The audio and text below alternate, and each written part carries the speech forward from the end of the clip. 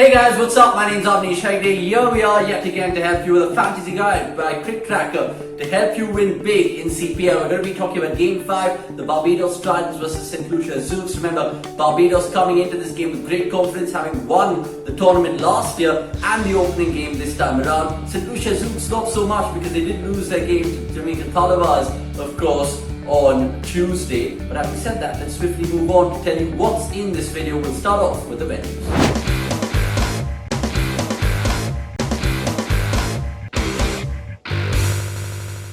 Talking about the venue first, the Brian Lara Cricket Academy is going to be playing host to all the CPL games, we know that for a fact, but that one trend has been changing, and I'm talking about that trend, which is of course chasing. Now, it has been successful in the last two games of the CPL, so probably going to be picking wisely for this one. In terms of weather, there's going to be clear skies is what the forecast predicts, so get your game on and the cricket will start.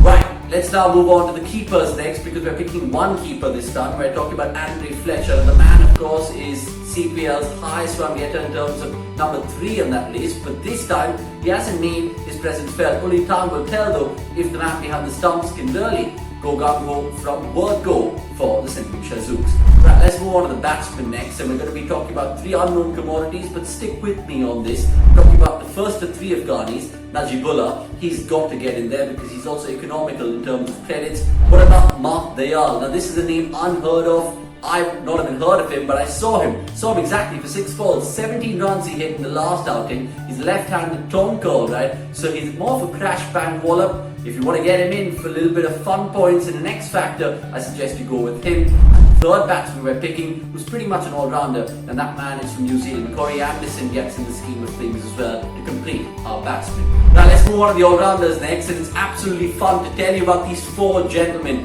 I'm saying that for a reason, because they're brilliant on what the terms of skill set they bring to T20. Mitchell Santner, he's the only bowler to still bowl, the only main known in CPL 2020.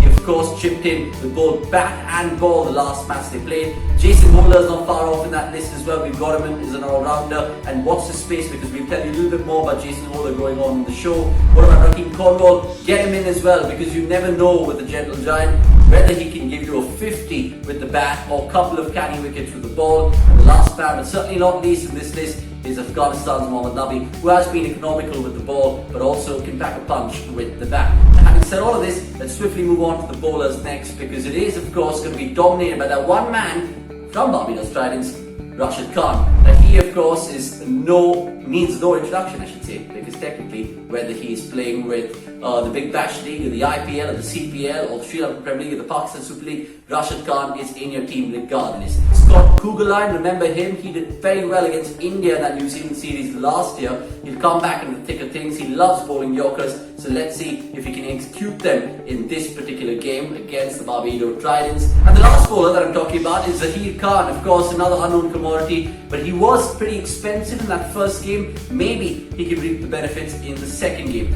Now, what about the captain and vice captain then? In terms of captain, we're picking Jason Holder for this one, simply because he has a good record against the Zouks. He also gives you 4 overs with the ball, and if he does come in slightly earlier at the crease, he can perhaps give you a 30 or 40 in quick fire fashion as well. So he's the captain. What about the vice captain? Rashid Khan, because he too, even though he comes late down the order for the Barbados Tridents, he does kind of give you those handy 20s and 30s, which could go a long way in, of course, winning big, and those wickets, of course, which goes without saying. So these are my captains and vice captain picks. Let's move on to the final 11 next. It's an absolute brilliant team that we picked for you. Hopefully, these are the 11 men who can do it. I'm talking about a lot of Barbados players, but also we have an equal measure of the St. Lucia Zouks. Remember, this particular game is having a particular local flavour about it because it's a derby. So bet wisely and get cracking with this and your teams.